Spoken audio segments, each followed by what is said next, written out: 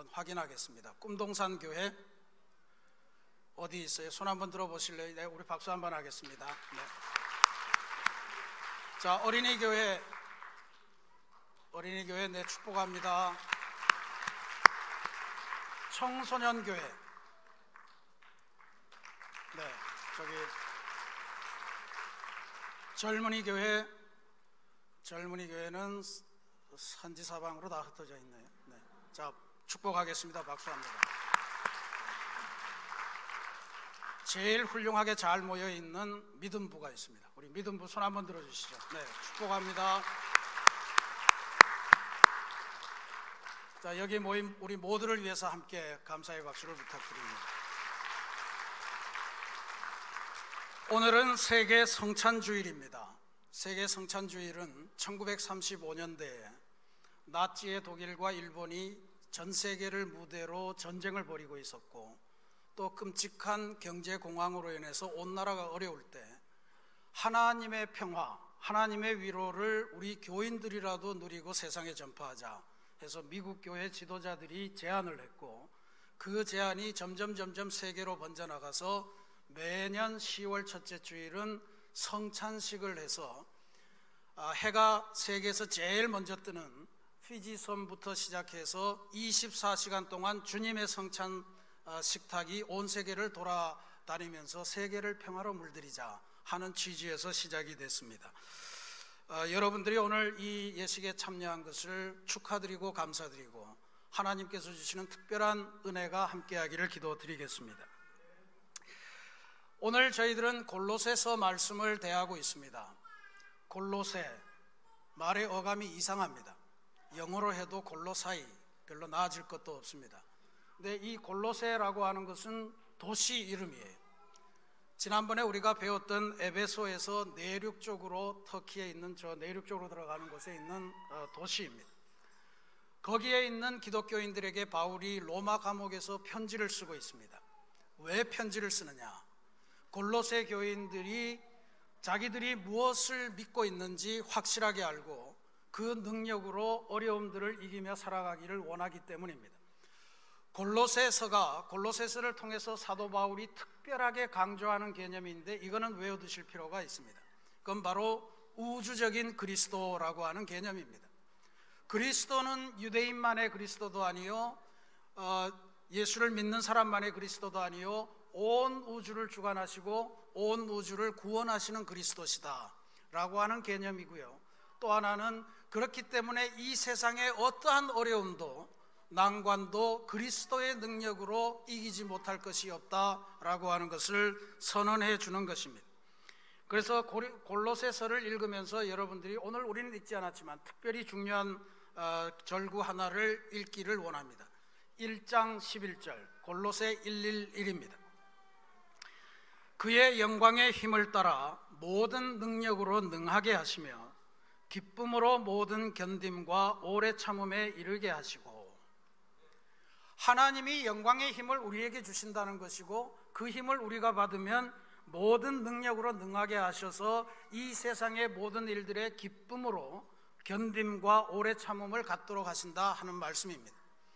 여기에 힘을 상징하는 단어들이 세 가지가 나옵니다. 영광의 힘, 모든 능력, 능하게 하심.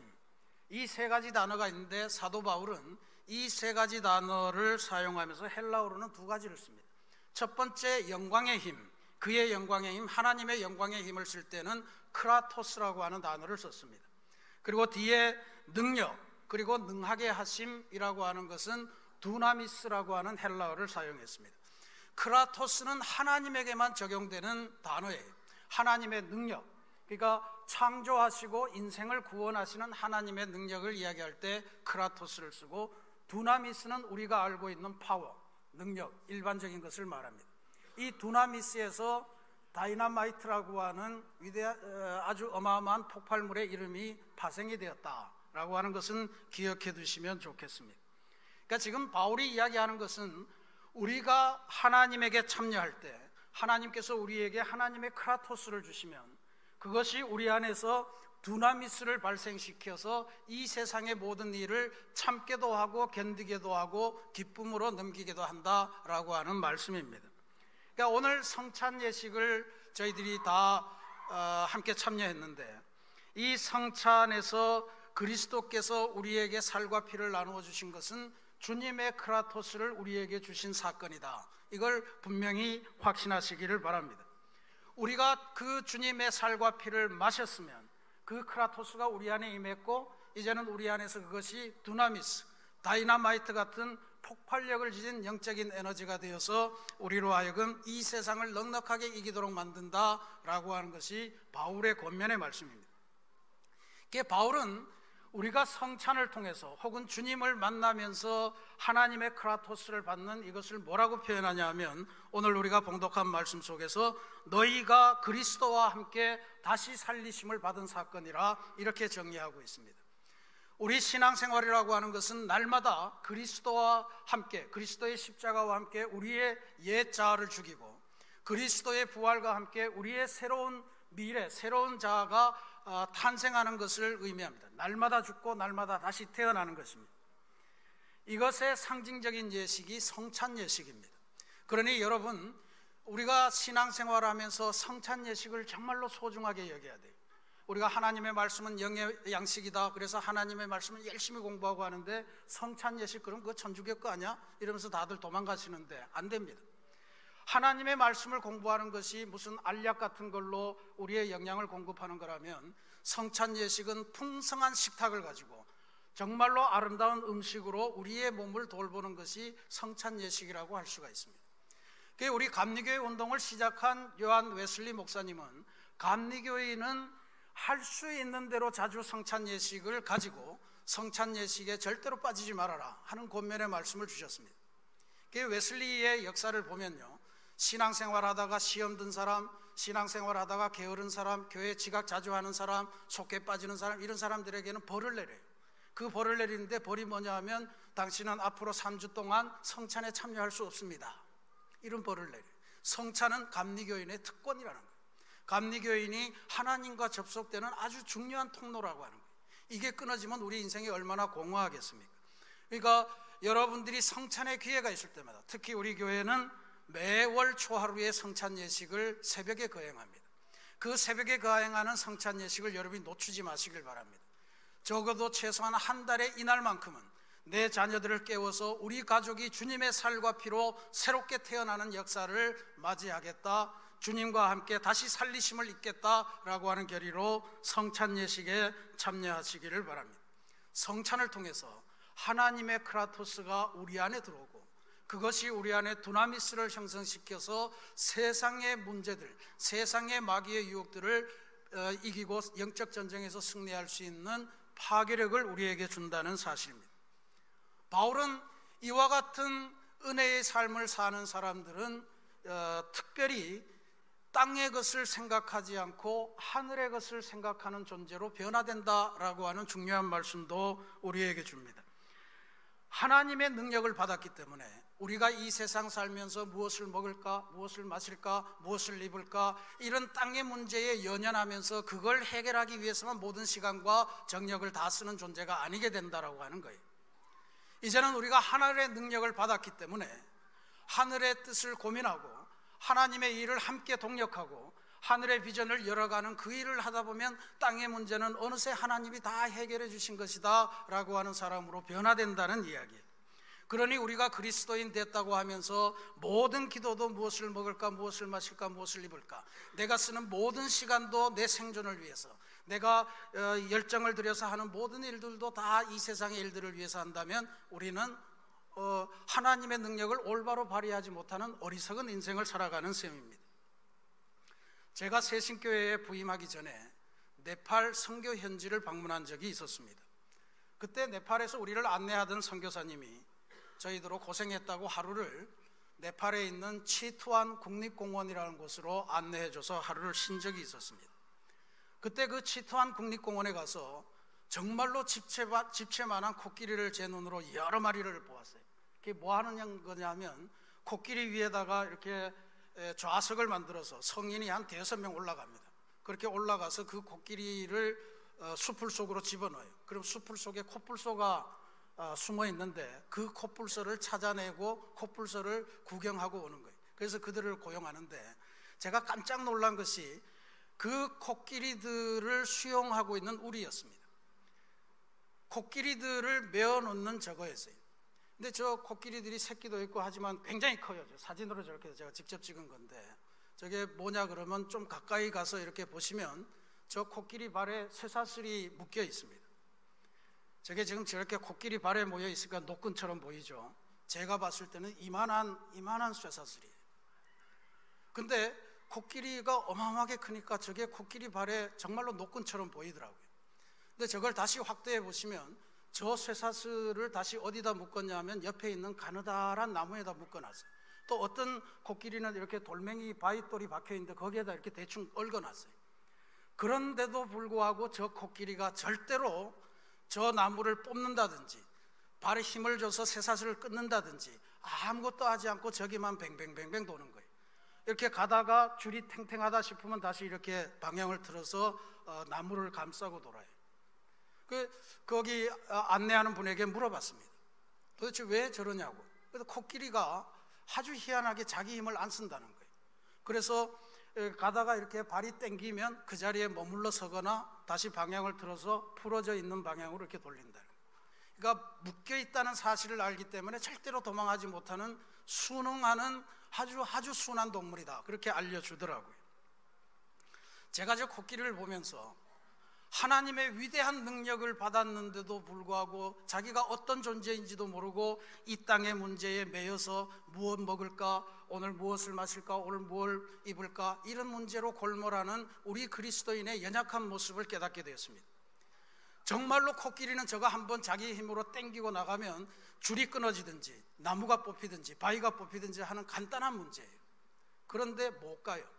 매여 있는 것을 너무나도 크게 생각하기 때문에 나는 묶였구나, 이렇게 자포자기하는 거예요.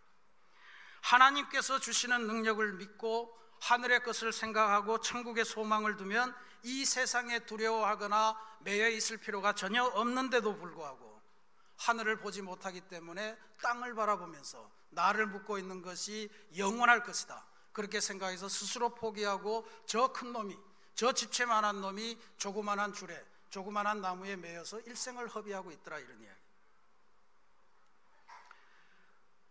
반면에 저는 최근에 한 음악가 부부의 이야기를 듣고서 너무 큰 은혜를 받았습니다. 이 사람들은 강한 사람이 아니었습니다. 아주 여린 사람들이었는데 하나님이 내게 주신 능력을 가지고 온 힘을 다해서 하나님을 전파하는 정말로 파괴력 있는 두나미스 같은 그러한 존재들이었습니다. 김두민 첼리스트와 이은영 소프라노 부부의 삶입니다. 저 첼로 하시는 분은 첼로 영재였습니다. 15살에 한예종, 한국예술종합학교에 들어가서 2년 만에 한예종을 졸업해버려요. 그리고는 독일 켈른 국립음악대학에 가서 거기서도 우수한 성적으로 졸업하고 정말로 어린 나이에 독일 디셀도르프의 무슨 심포니 오케스트라의 첼로 수석이 됩니다. 그러니까 정말 세계적인 음악가죠. 또 거기에서 저 부인 될 분을 만났는데 바로 소프라노 이은영 씨입니다. 노래하는 것을 들어보면 정말로 꾀꼬리가 노래하는 세계적인 천재 음악가고 앞으로 잘 뻗어나갈 그런 삶인 것으로 보였습니다. 두 사람이 결혼해서 아이를 3명 낳았습니다. 정말로 복받은 아름다운 그러한 믿음의 가정으로 보였습니다. 그런데 고난이 시작되었습니다. 우리 저 첼리스트가 너무너무 연습을 많이 해서 손의 신경에 손상이 왔대요. 더 이상 첼로를 하면 안 된다는 진단을 받았답니다. 그런데 첼로를 놓기가 싫었고 첼로를 놓으면 인생이 다 끝날 것 같아서 의사의 만류에도 불구하고 자기 나름대로 신경의 손상을 피해서 활을 잡는 법을 다시 익히고, 그렇게 해서 남들은 아는지 모르는지 모르지만 그렇게 자기 나름의 그냥 첼로 연주법을 익혀서 계속해서 첼로를 연주하고 있다는 거예요. 그렇게 해서 극복을 했는데 그 고난은 끝이지 않았습니다. 둘째 아이가 태어났는데 둘째 아이가 태어나면서 아주 희귀한 질환을 안고 태어났습니다. 이름하여 루이스티츠 증후군이라고 하는 병이었습니다. 이거는 인체를 연결하는 결합 조직이 약하기 때문에 모든 기능이 따로 놀고 모든 기능이 자기 원래의 목적대로의 기능을 전혀 할 수 없는 그러한 아주 연약한 몸이 되었다는 거예요. 언제 심장이 멈출지 모르기 때문에 함부로 뛰어다닐 수도 없었다는 거예요. 그 아이가 얼마나 답답했겠습니까? 이게 어마어마한 희귀병인데 셋째 아이를 낳았더니 또 그와 같은 희귀병을 셋째 아이가 타고났더라는 거예요. 이들이 너무너무 절망하면서 하나님에게 기도하는 사이에 하나님께서 뭔가 이유가 있으시겠지, 하나님께서 하시려는 바가 있으시겠지, 음악가 부부답게 찬양하면서 이 어려움을 이겨냈습니다. 고난은 거기에서 끝나지 않았습니다. 이번에는 어머니 소프라노 이은영 자매가 속이 안 좋아서 병원을 갔더니 독일 병원에서 대장암 말기입니다 라고 하는 진단을 받았습니다. 급히 수술을 했는데도 고쳐지지가 않았습니다. 그래서 한국에 돌아와서 한국의 병원에서 치료를 해야 되겠다 생각하고 한국으로 귀국을 결심했습니다. 돌아오는 비행기 안에서 내내 하나님 제발 살려주십시오, 우리 아이들을 봐서라도 저를 한번 살려주십시오, 살고 싶습니다, 해야 될 일이 많지 않습니까? 하나님은 아무 대답 안 하시는데 세미한 음성으로 나중에 물으시기를, 야야, 그러면 너는 나를 위해서 도대체 무엇을 해줄 수 있겠냐? 기가 막혔다고 그럽니다. 하나님, 제 처지를 지금 아시잖아요. 저는 대장암 말기로 제 몸 하나 추스기로 힘든데 희귀병을 주신 그 자녀들 때문에 제가 이 아이들까지도 돌봐야 됩니다. 어디서 시간이 나고 힘이 나서 하나님을 위한 일을 한다는 말입니까? 대답을 못했대. 그런데 한국에 와서 병원에 들어가서 항암 치료를 받고 하는 과정을 통해서 그 병원에 입원했더니 이미 이분들의 명성이 그 병원에 알려져서 오가는 사람들이 전부 다 자매님, 저를 위해서 찬양 한 곡만 들려주십시오. 병원에서도 우리 환자들을 위해서 자기도 죽을 환자인데 우리 환자들을 위해서 찬양을 해주십시오. 방송국에서, 교회에서 온갖 곳에 노래. 그때서야 우리 이은영 자매가 그렇게 느꼈다는 거예요. 아, 주님께서 내게 질문하셨었는데 너는 나를 위해서 뭘 할 수 있느냐? 내게 아직도 힘이 있어서 주님의 능력으로 내가 찬양을 할 수 있는 것 아닌가? 이것이 주님을 위해서 내가 해야 될 마지막 일 아닌가 하는 생각을 하면서 초대를 받는 족족 거절함이 없이 그렇게 가서 찬양을 했답니다. 병원에서는 불과 2달밖에 못 있었대요. 그런데 그 2달 동안 모든 병원의 환자들에게 그가 부르는 찬양을 통해서 하나님의 은혜와 사랑을 끼쳤고, 어두컴컴하고 절망감이 가득했던 중환자실에서 하나님의 찬양의 은혜로 그 중환자실의 분위기가 달라지는 그런 역사를 누렸답니다. 그러니까 오늘 제가 이 김두민, 이은영 부부의 삶을 보면서 이것이야말로 하나님께서 주시는 능력, 크라토스가 임한 그리스도인의 삶의 전형이다. 우리들은 약하지만 주님은 강하시고, 우리들은 아무것도 할 수 없다고 하지만 주님은 감당할 수 있는 능력을 주신다는 사실을 깨친 아름다운 인생의 모습이라. 땅을 살아가지만, 땅의 질병에 얽매여 있지만, 어려움이 그의 삶을 발목을 잡으려고 했지만 그것에 매이지 아니하고 하늘을 쳐다보며 하늘의 것을 생각하고 하늘의 은혜를 찬송했던 이 아름다운 부부의 모습을 보게 됐습니다. 저는 오늘 그래서 여러분과 더불어서 우리 이은영 소프라노가 아마도 제가 자세히는 모르지만 이 땅에서 불렀던 마지막 공개적인 찬양일 거라 믿습니다. 보시면 아시지만 이제 곧 쓰러져가는 촛불로서 바짝 모른 몸으로 하나님의 은혜를 찬송합니다. 이은영 소프라노의 또 김두민 첼리스트가 함께 협연하는 하나님의 은혜를 함께 감상하겠습니다.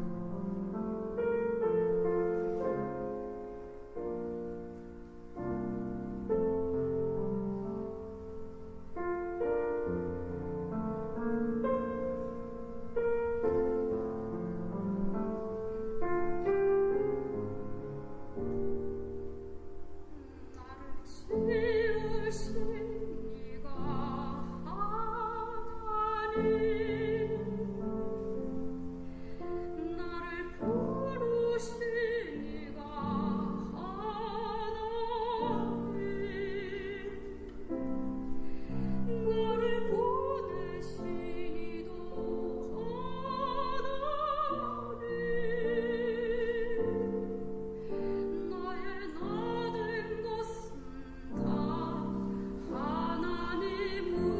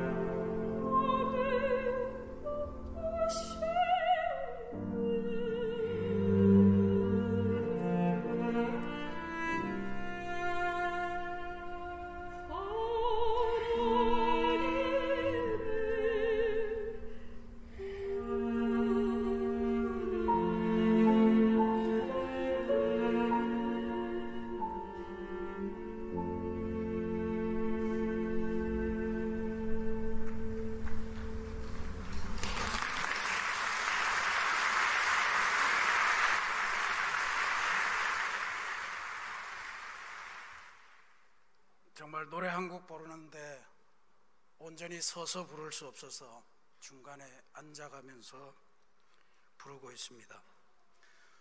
무엇이 능력 있는 인생일까요? 무엇이 힘찬 인생일까요? 코끼리처럼 덩치가 큰 존재일까요? 바짝 말랐지만 하나님의 능력을 담고 있는 존재일까요? 오늘 우리는 주님의 살과 피를 받아 먹고 마셨습니다. 주님의 능력 크라토스를 부여받은 것입니다.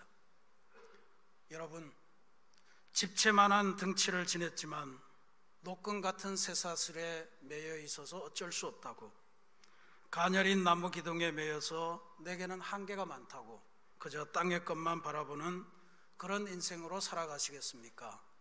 아니면 마지막 순간까지 하나님께서 주시는 능력으로 주님의 사랑과 은혜를 전하며 살아가는 능력 있는 인생을 살아가시겠습니까? 오늘 주님의 살과 피를 받은 존재로서 영생의 소망 속에서 하늘을 바라보며 늘 하나님의 일을 감당하고 하나님의 은혜와 사랑을 나누어 주시는 복된 인생의 주인공들이 다 되시기를 주님의 이름으로 축원합니다. 같이 기도하시겠습니다.